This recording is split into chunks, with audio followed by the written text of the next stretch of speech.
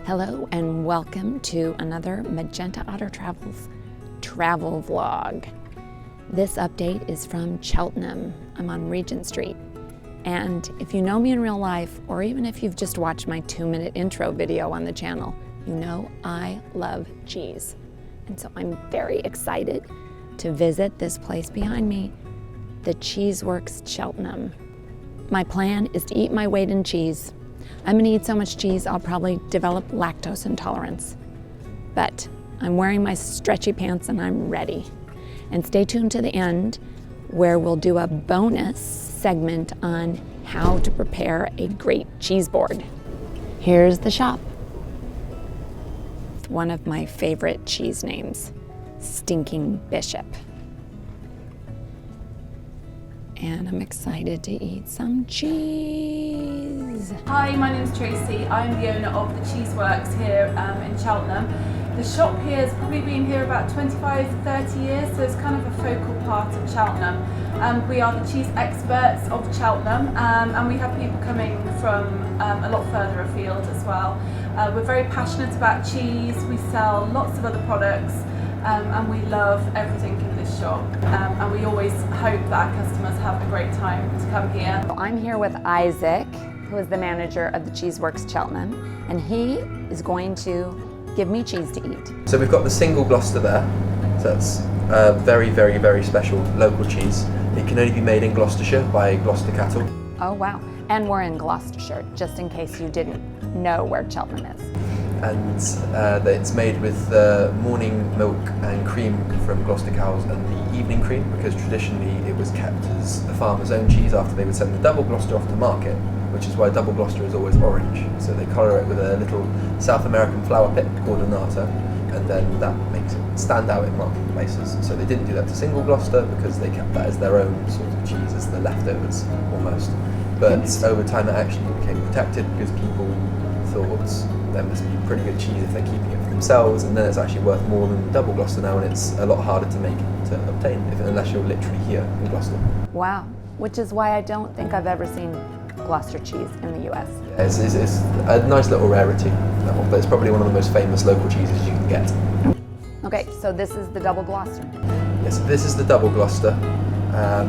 You can taste the difference between the two because this one is a little bit thicker texture-wise, though the double Gloucester is slightly more flavoursome, which is a very subtle difference, but you can taste it quite clearly once you've had the two together. Is it sharper? Yes, it's a little bit sharper. That's the... Just the single Gloucester. Mm-hmm. That is the double Gloucester. Okay. There we go. Excellent, they're delicious. So that was 2 hard cheeses. So I was going to give you a soft one next. Okay. There we are. So this is made in Berkshire, so it's a couple of counties away, but it's one of the best examples of an English brie. It's really, I didn't know there was English brie. Yeah. There's quite a few different ones. This one's really buttery. It's got quite a big flavour to it as well, which is very unusual. The difference between English and French brie is normally that the French bries are a bit more bloomy rinded, which means they taste a little bit more mushroomy and they're a bit stronger, whereas the English bries focus a lot more on texture. And then this one sort of has both, which is a bit of a strange thing for them both to have. Yeah, no, it's very soft and it's so delicious. It is really buttery. Is this the cheese I just ate? What was it called again? Waterloo. Waterloo. That's kind of a French name for an English cheese. So the reason it's called Waterloo is that the initial cows that made it were reared on the Duke of Wellington's pastures. It's a reference to the Battle of Waterloo. Oh my goodness. Okay, so my silly question, should you eat the rind of the soft cheese? But yeah, so this is just called what we call a bloomy rind, so it's quite kind of thin. It's really not very hard to eat at all. You've got stuff like this, which is all waxy, and it's very hard in comparison to that. Yeah. You shouldn't eat that, but anything else on a cheese other than literal wax, it's absolutely fine to eat. Okay, so soft cheese, eat the rind. Yeah. Gotcha. So this one's a little bit different still. So this is called Rachel. Rachel. Ooh, I know someone who's going to want to hear about me eating this cheese. So my friend Rachel. It's named after the ex-girlfriend of the guy who owns the cheese company. it's an amazing cheese. It's really nutty. It's a hard goat's milk cheese, so it's very different to a lot of other things you would get in the UK. And the best thing about UK cheese is the massive variety that you can get, just because of the climate. You can make basically anything here, apart from kind of like really hard, nutty Alpine cheeses. Other than that, the whole country is fair game for like cheese making. This one is a little bit salty because they give it a wash. They wash the rind in brine. It's a little bit nutty. It's very smooth, and it won a load of awards when it first came out. So the company's called White Lake. They're down in Shepton Mallet in the Glastonbury area, near where they have the festival. Which one is the Rachel? This one here. And it's very hard. They make loads of different cheeses. They make their kind of specialty is soft ewe's milk cheeses and soft goat's milk cheeses. But yeah, they make a couple of really, really good ones. They won the best ewe's milk cheese and the Supreme Champion cheese in the British Cheese Awards last year for their cheese. Ewe's milk cheese. Yes. I've never heard it called that, just sheep's milk. That's interesting. Okay. We got a couple more. Yes. So I can eat all the cheese, Izaak, no worries. Cool. So this one's a smoked one.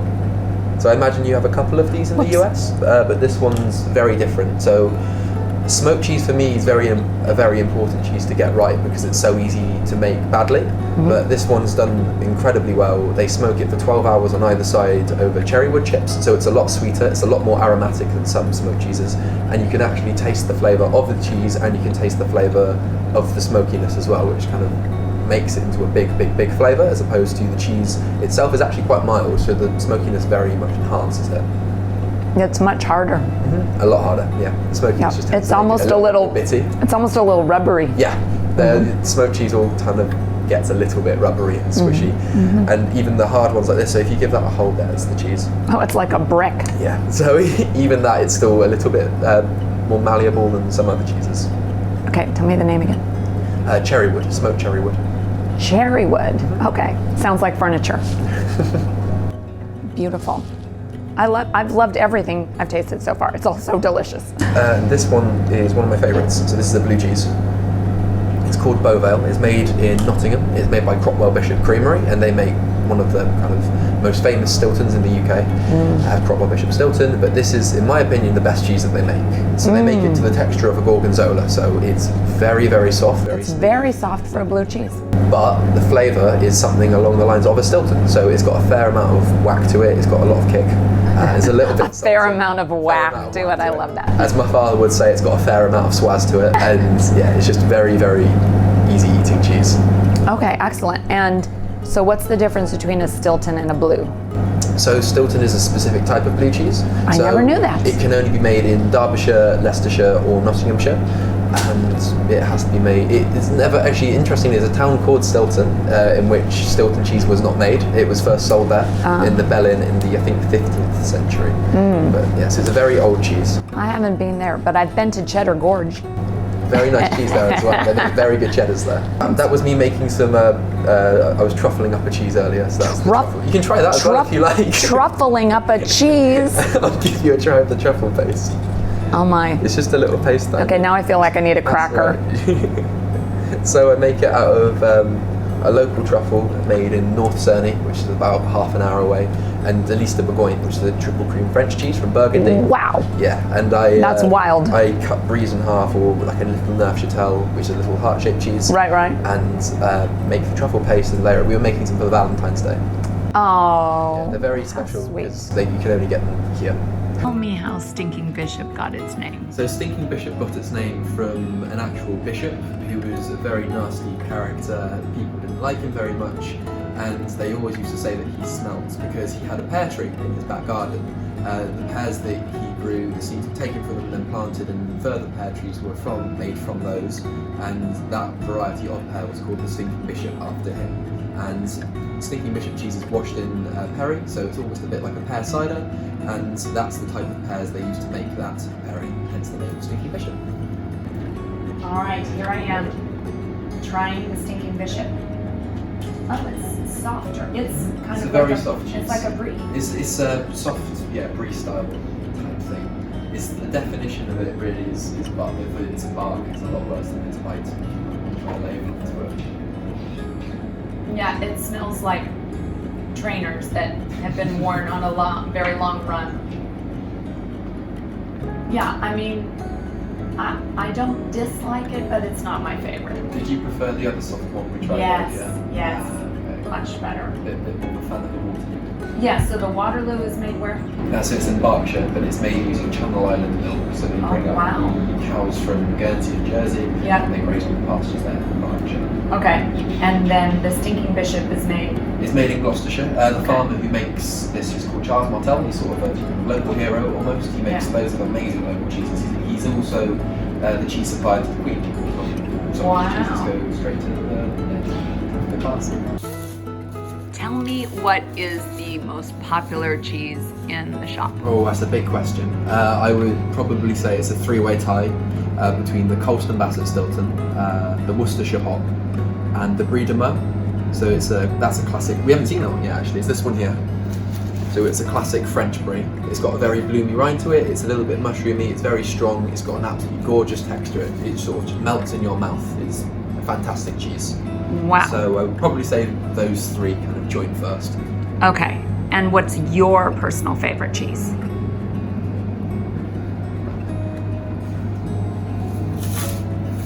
This one. What's it called? This is called Mimolette Reserve. It's a very old cheese. It's made in Lille in France. It was commissioned by King Louis XIV to compete with Edam cheeses in markets in classic France. So they coloured it with a lot of annatto to make it stand out. It's quite hard. It's very nutty. It's a little bit salty. And if you let it sit on your palate, it kind of turns into a caramelly, like walnutty finish right at the end. It's a very unusual cheese, and it's just my favourite just because of how kind of quirky it is. Okay, now I have to try it too. Yeah. Tell me again the name of this cheese. So this one's called Mimolette Reserve. Mimolette Reserve.